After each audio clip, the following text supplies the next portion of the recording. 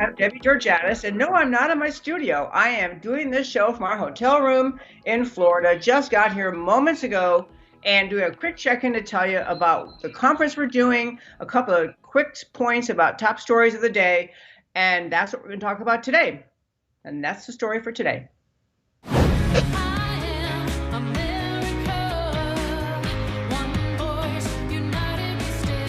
Debbie Georgatos, host of America Can We Talk, is an author, attorney, and political analyst whose mission is to inspire the American political conversation about preserving liberty in the best country on earth.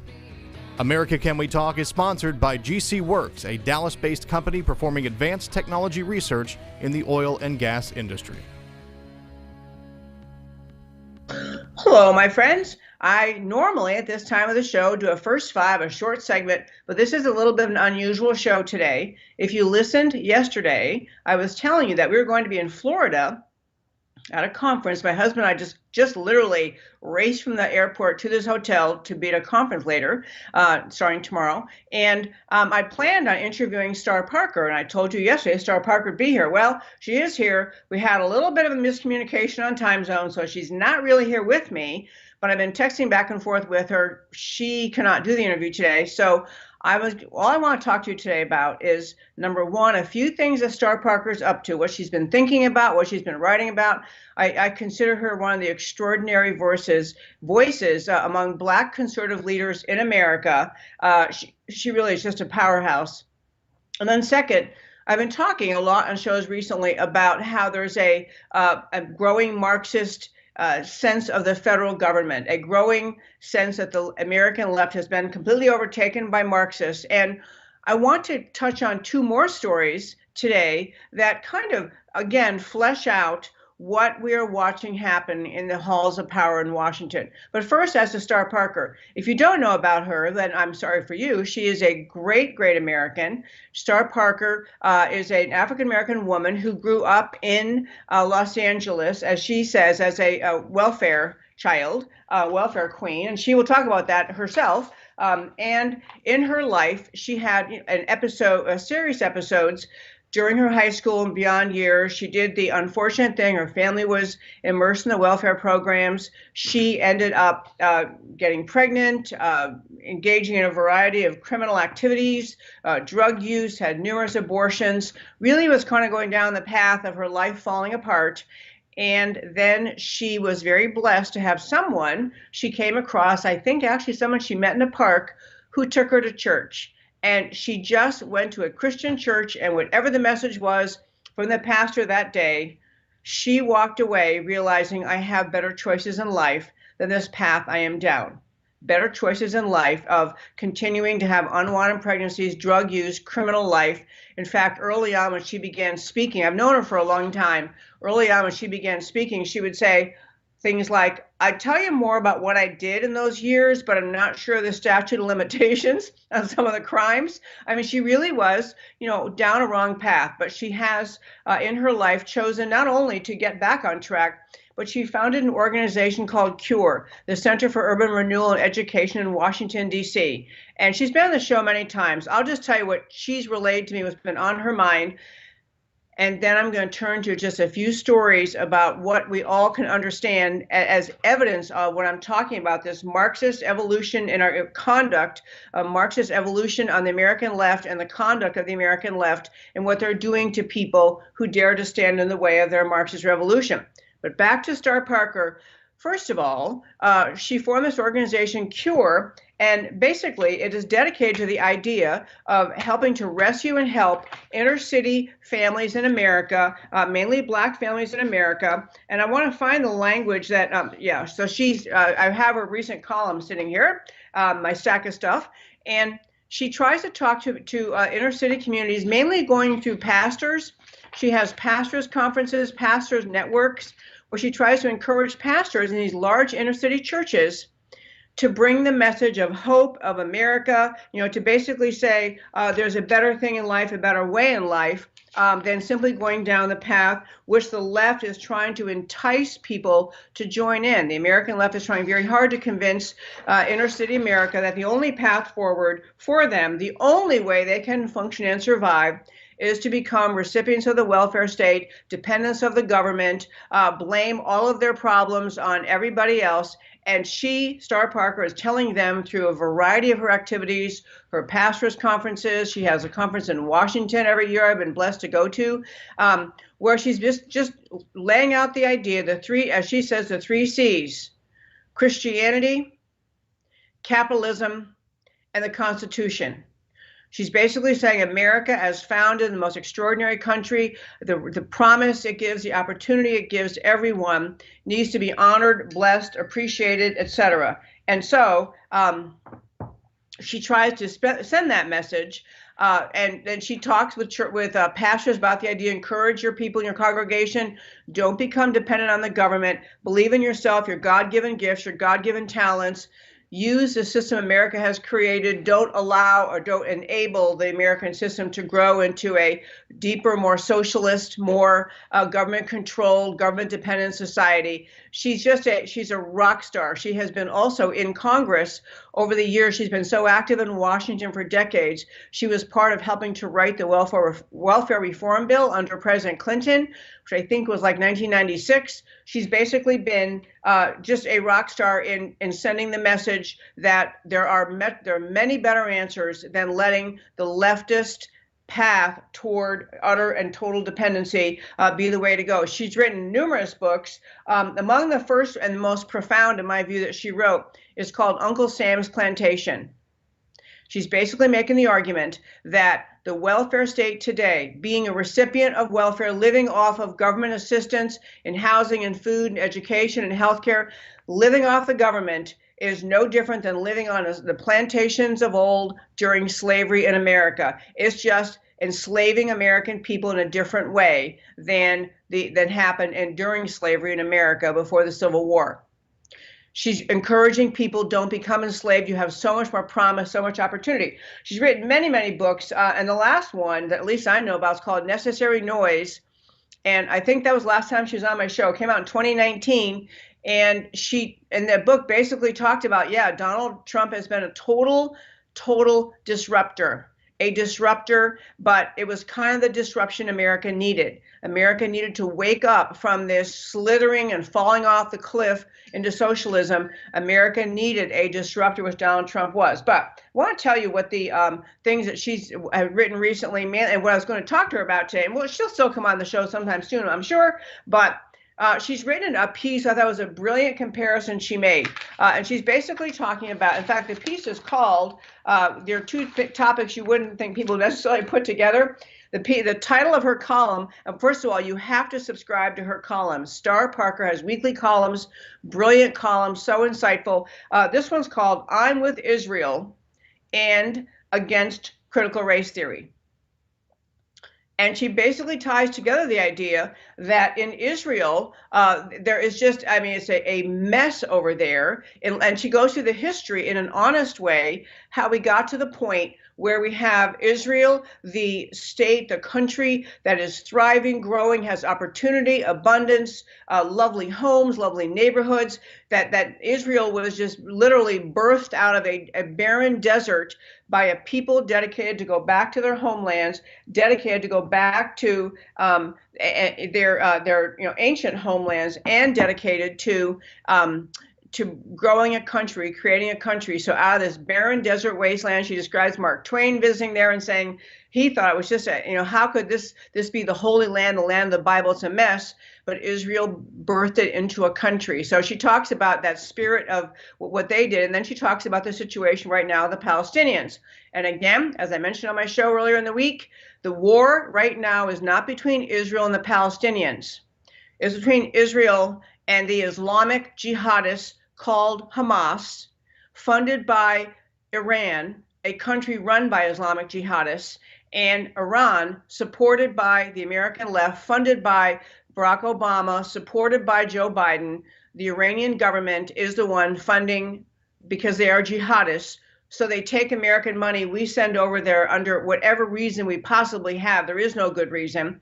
They take that money and they spend it to fund Islamic jihadist terrorists like Hamas, who then go attack Israel. And then those same leftists who funded that, who enabled that, who made Hamas capable of doing that also at the same time ended up as they are using the money that America has paid them, pays Iran, who pays Hamas, who then buys weapons and attacks the Jewish people in the state of Israel. And then those same enablers of Iranian money are the ones claiming that they are so sympathetic with the Palestinians. And you should be sympathetic with the Palestinian people, but the Palestinian people are suffering because of Hamas and Iran, and ultimately because of left-wing funding of Iran. The Palestinian people are suffering because of the Islamic jihadists, who are Hamas, attack Israel, and of course Israel does not put up with it. But back to Star Parker, she's making the point that, why would Black Lives Matter come out and endorse the Palestinians, which they did. Black Lives Matter just came out saying, hey, we stand with the Palestinians. It is a mindset that is just simply rejecting of the values and virtues of freedom, of what Israel put together in their country by working hard and developing that country. And the Palestinians are waiting for the next person to come along and help them and save them. And so she's basically saying she supports Israel and using those qualities, like the qualities that founded America: entrepreneurship, hard work, efficiency, using your God-given gifts, supporting America and answers to America's problems based on those ideas, same ideas that Israel has, and made Israel the country that it is.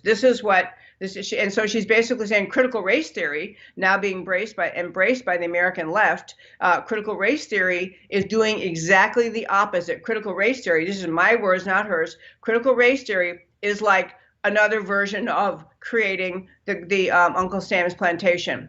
Critical race theory is all about blaming one group of citizens over another, blaming people, claiming that everything in America is unfair and grotesque, and creating society and policy and ideas premised off the false idea that everything that goes wrong in your life must be the fault of some other oppressor. So she's saying the Palestinians are oppressed by Hamas, not Israel. Palestinians are repressed and accepting victimhood, as the critical race theory advocates are trying to say to America's black population: just give in and agree to be a helpless victim. Give in and agree to be a hopeless, helpless victim. That's the best life you can have, is to be a victim and to rise up in outrage, as opposed to being what America can make you able to be, which is strong, free, self-reliant, capable, using your God-given gifts, pursuing your version of life, liberty, and the pursuit of happiness in this country. To get to the second story, okay, I told you I'm in a hotel room, may be obvious, so I have to toss this phone to my husband and have him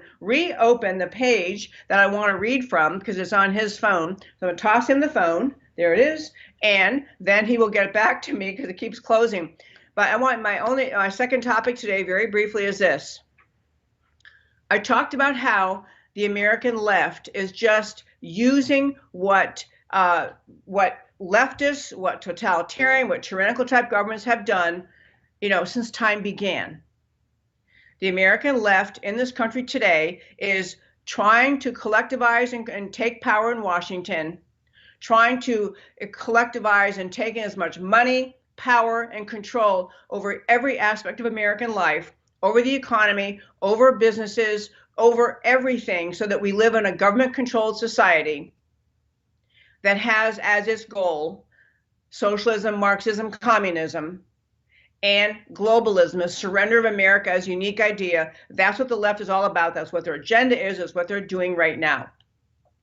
Two things I want to mention about that. I didn't get to the show on yesterday. I didn't get to the point of telling you about this. So, we talked about many times how the attack on the Capitol on January 6th was an attack on the U.S. Capitol. No one denies it was an attack on the U.S. Capitol, and it had, but it is being grotesquely exaggerated, contorted, and misrepresented by the American left and by the media, because they see this as another opportunity to galvanize power, to silence the opposition, to criminalize the opposition. I'm going to get back to that story in a moment, tell you what's going on with the January 6th, and now the left is trying to create a commission in Washington.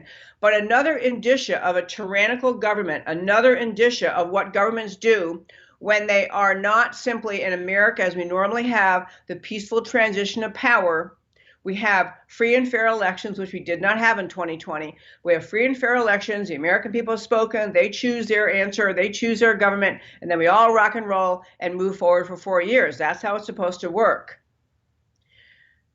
But in governments which are intending to be not just the currently elected government serving the people, but who are intending instead to build tyrannical power, to silence all political opposition, you do the kinds of things the Biden administration has already been doing. The Biden administration has been, in a variety of ways, intentionally collectivizing power, intentionally trying to silence opposition, making it illegal, calling it domestic terrorism if you dare to challenge the 2020 election outcomes, literally calling that domestic terrorism. They have been trying to collect power in Washington with respect to elections, taking away what America's tradition has been since our founding of free and fair elections, as the Constitution requires, controlled by the states. So you have the Biden administration criminalizing any opposition, criminalizing free speech as domestic terrorism, as opposition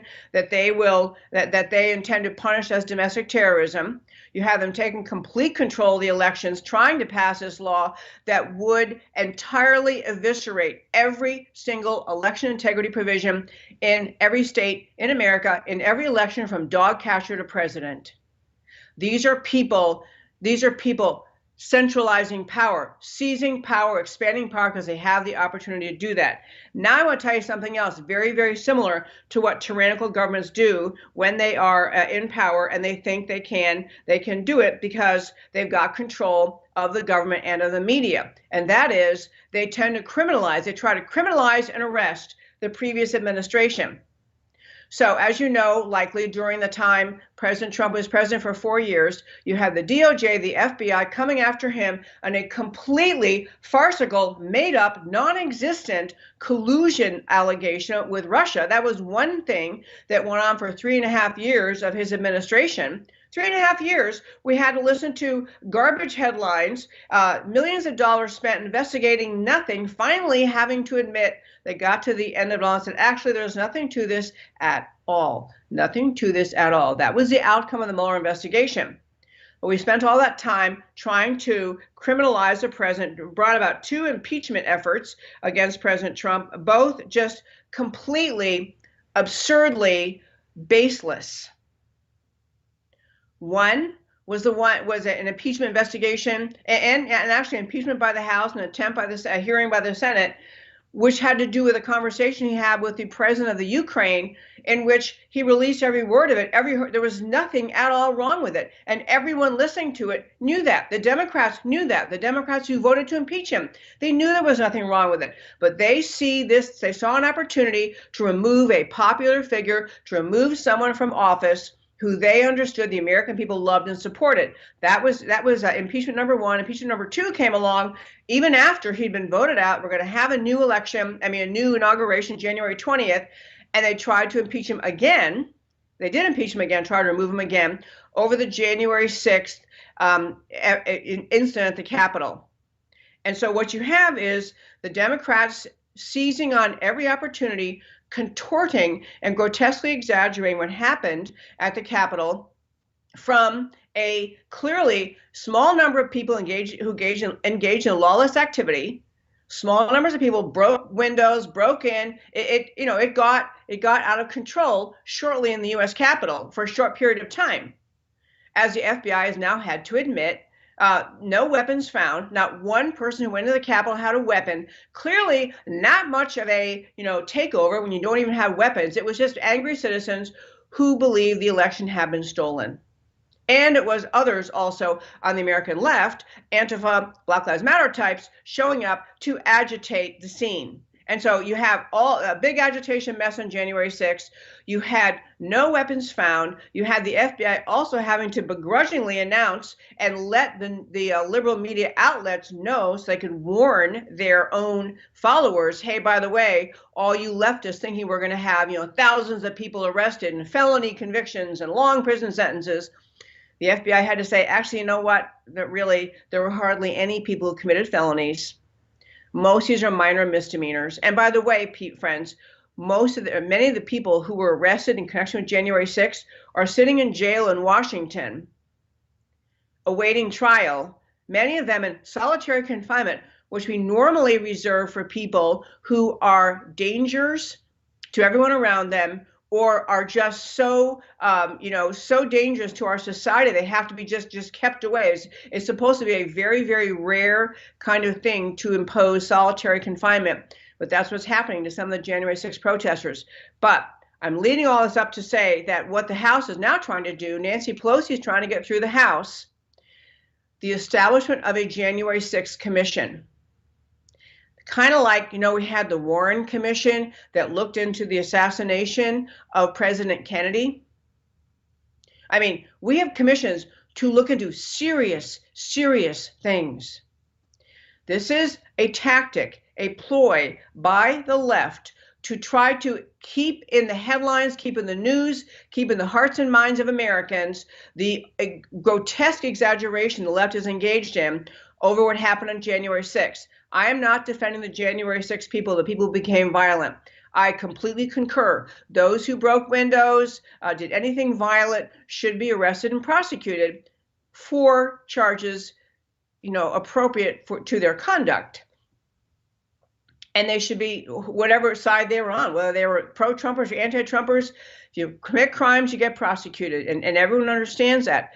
But what is happening with the January 6th thing is the left sees this as an opportunity to a long-term smear, a long-term attack, ongoing evisceration of Donald Trump and his agenda and of his followers, to criminalize his followers because they don't like that Donald Trump's message really resonated with the American people. They don't like that Donald Trump's message of freedom and rebuilding America the Great and America the Free. These are absolutely inconsistent with what leftists want. And so you have leftists perfectly willing to go as far as they can to diminish and destroy any positive legacy of President Trump. This is why Pelosi is coming up with a January 6th commission idea where they're going to treat it as though it was like the JFK assassination. These same people, by the way, the whole last year before the election, when you had Antifa and Black Lives Matter causing it was like something like 620 times the amount of property damage caused by Antifa and Black Lives Matter all around this country than was caused in the Capitol on January 6th. So destruction of buildings, smashing of windows, burning of cars, shooting and killing police officers, all of that was conducted by the Antifa Black Lives Matter crowd in the whole in the entire year of 2020. And there's no commission, no suggestion of a commission from Nancy Pelosi on that front. No suggestion. Maybe we ought to look at who funded this, because there are nefarious communist funders of these organizations. And these are not things that the American left wants to have you understand. So you're not going to have Nancy Pelosi looking into who funded Antifa, who funded Black Lives Matter. What about these Chinese Communist Party affiliated organizations in America that funded and agitated and orchestrated many of the riots we saw on the streets of America in 2020? No interest in finding that out because they're on her side. So she's okay with them. But the January 6th thing, which, not excusing the wrongdoing that did occur, but no weapons. And by the way, the only violent death that occurred that day was the shooting by a Capitol Police officer of an American veteran, a U.S. military veteran, who was not armed. That's the one violent death. The other stories, I don't want to get way off in the details of it again, but the left tried for the longest time to prop up the story that Capitol Police Officer Brian Sicknick died because he was beaten over the head with a fire extinguisher during the riot, during the January 6th events. As it turns out, the DC Medical Examiner finally had to come forward and say Brian Sicknick died, sadly, I'm sorry anyone passes on, died from having two serious strokes a few days later after that incident. There was no zero, zip, nada, no evidence of physical, external, or internal injury. He was not sprayed with bear spray, which was one story that got floated around. He wasn't hit over the head.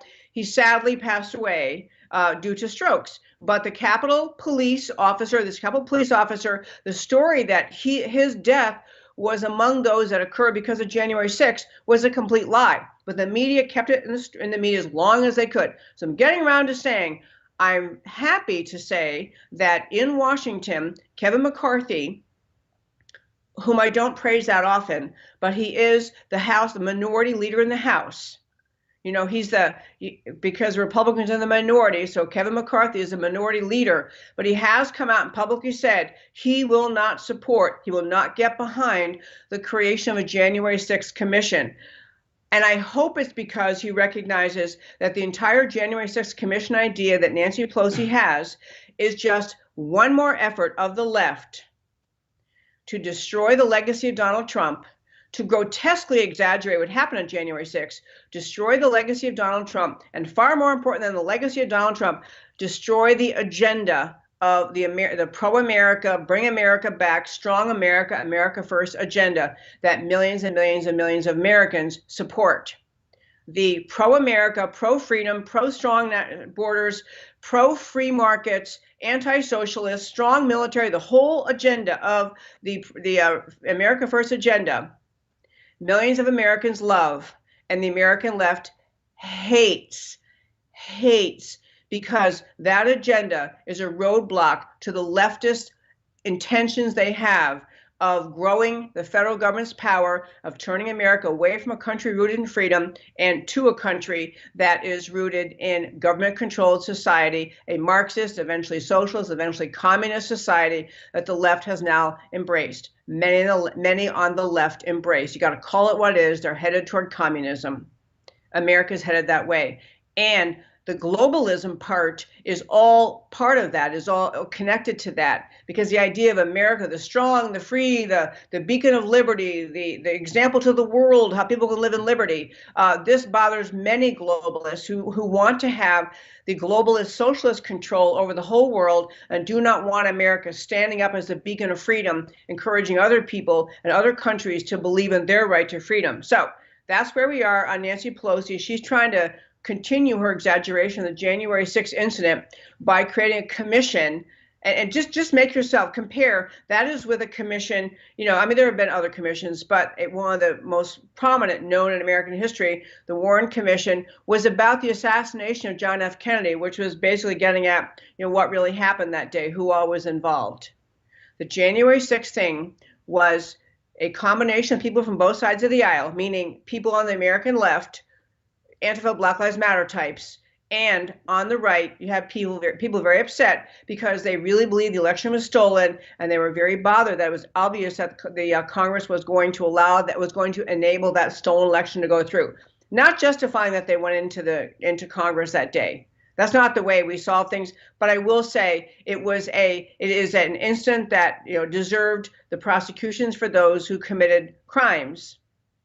But it is not the elaborate insurrection. Is not an insurrection, and the left knows it. Nancy Pelosi knows it, but she sees the opportunity of characterizing January 6th as an insurrection as cementing leftist power in Washington. And one other quick story, and I'm going to wrap it up today very quickly, but there was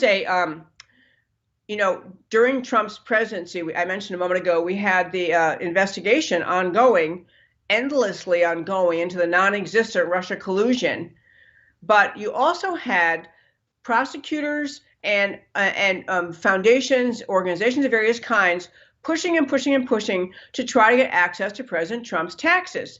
And, you know, I mean, if I were advising a politician, you know, I think that releasing your taxes has become a norm. And so President Trump got a lot of grief because he always declined to release his taxes. And there was always the notion, and I said it in my show many times, there's always a notion when you have the kind of money he does, and you're able to take advantage of all sorts of tax laws. People call them loopholes, but they're laws. They're laws that allow you to take certain deductions, to characterize certain expenditures in a certain way, may allow you to delay paying taxes, and there are all sorts of things written into federal law passed by both parties that people of great wealth take advantage of. It's also child's play. for any IRS lawyer, or any lawyer in America who is determined to try to make a claim of violation of federal law, to look at the tax returns of some wealthy person and say, oh yeah, this deduction doesn't look right. I think this was wrong. I think this was criminal. You can understand this. There is an ability of, as they say, you could indict a ham sandwich. A good prosecutor could, you can find a crime investigating anyone. Look at anyone's life, every tax filing they ever did, every behavior, every form whatever they've done in their life, and a good prosecutor could find a way to indict anyone. Every one of you listening, anyone. That was the expression became, a good prosecutor could indict a ham sandwich.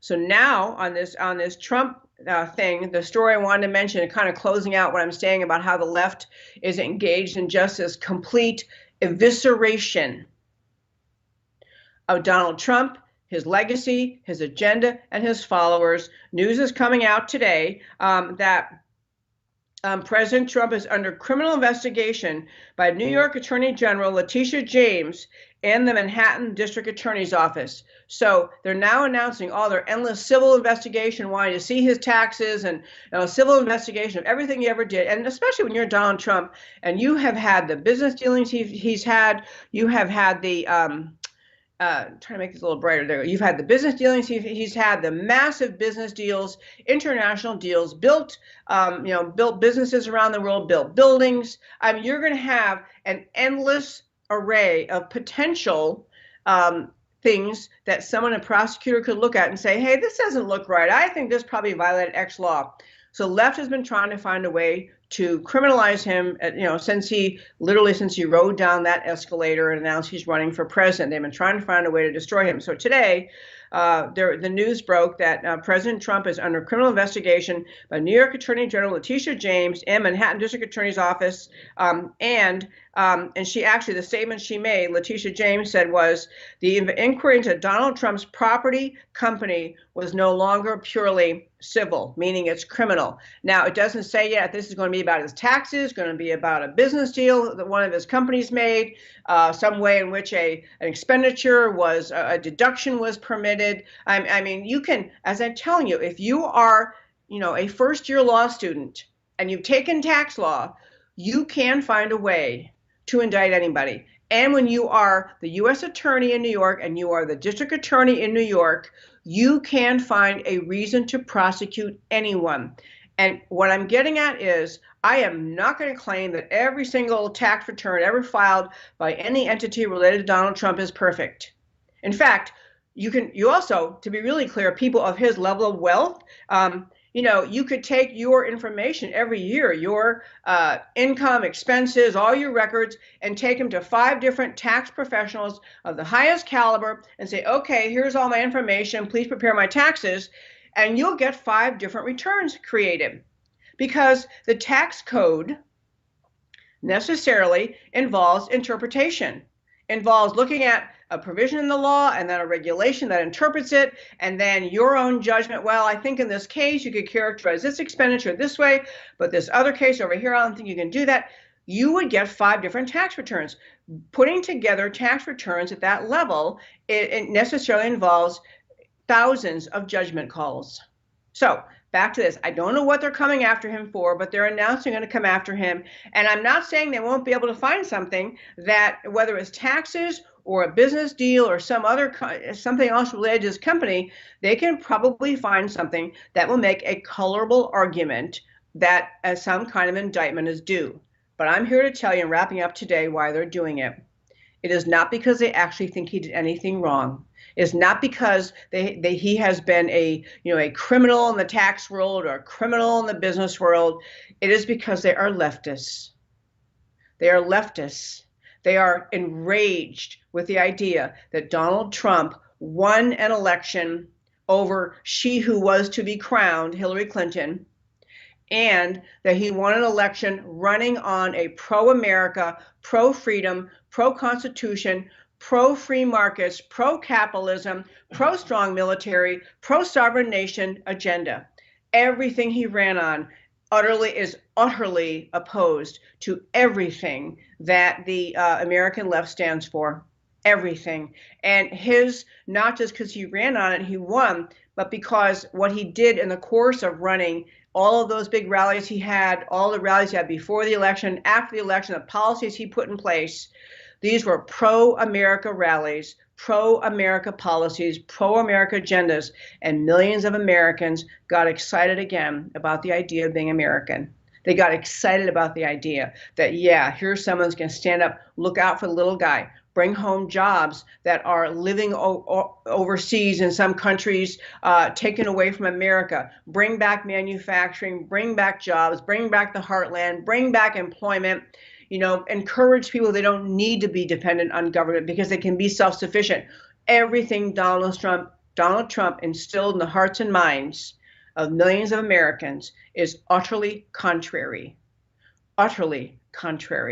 to what the left wants. And this is why the U.S. Attorney and the District Attorney in New York are looking into his, whatever the business dealing is, whatever the tax thing is, they are looking into it because this is an effort, broadly speaking, by the American left, an effort similar to, related to, intertwined with the effort of the Biden administration to shut down political opposition by calling it domestic terrorism, shut down elections. The American people can no longer rise up and choose someone whose agenda is inconsistent with their agenda. Everything the left is doing is screaming to the American people, we are going to take down this country. We are going to make take away America away from being land of the free and home of the brave, take America away from the roots of our Declaration and Constitution, and bring America into line with what the Marxist leftist agenda is all about, which is government-controlled society, speech regulated, religion regulated, border open, economy controlled by the government, a socialistic nation in which more and more people are dependent on the government day after day, more free money pouring out of Washington. It is a destruction of the American spirit of independence, the spirit of the American people that is really behind much of what the left is doing. Destruction of that spirit of the American people. And that's what we're up against. And that is why I do my show.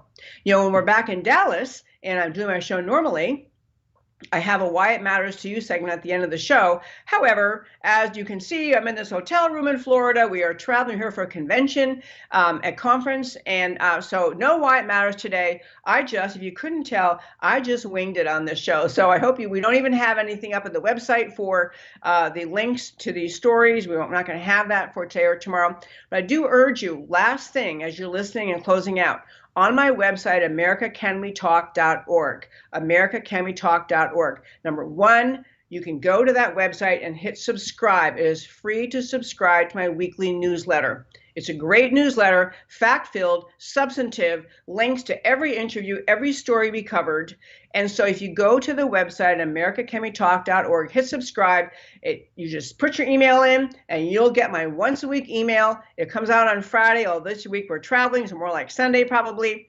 But it comes out once a week. It's a great way to catch up on the show on the weekends. It's a great way to share the show with your friends. I encourage you to forward my email to your friends. Share the show with your friends. That's how the show goes. Number two, this show, I am telling you, I would love, love, love, and appreciate if you would consider becoming a member of this show. What that means to become a member means go to our website, americacanwetalk.org, and on the home page, the word members across the top, you hit that. Up comes join, and you can join America Can We Talk. And when you join, that means that you will be eligible and able to watch our Thursday shows. Our Thursday shows are for members only. Tomorrow's Thursday show will be an interview right here in this Florida conference I'm at with Frank Gaffney, the founder of the Center for Security Policy in Washington, D.C. It'll be a stellar interview. He is all on top of the news about the new CIA head as being someone who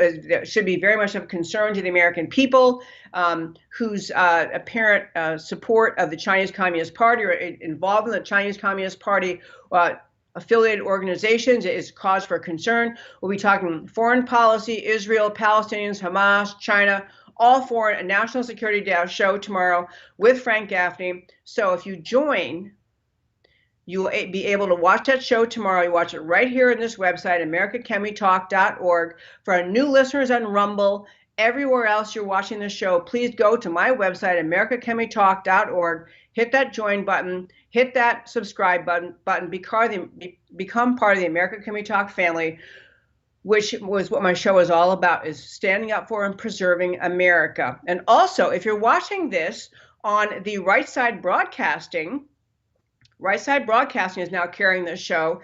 If you're listening to this on Right Side Broadcasting's, wherever it is, YouTube, right, wherever else it is, I urge you also, first of all, I'm grateful to Right Side Broadcasting. Thank you so much for picking up my show. And I encourage you, if you're watching there, again, go to our website, americacanwetalk.org, and join, subscribe. And if you're watching any of the social media, Facebook, YouTube, wherever you are, please like and share this show. You know the things to do. Please like those things. Please support this show, because this show is all about preserving America. This is why I do this show Monday through Thursday at 3 p.m. Central Time, is to speak up for America. I'm Debbie Georgatos. This is America Can We Talk, where I always talk truth about America, because America matters. And I'll talk to you next time.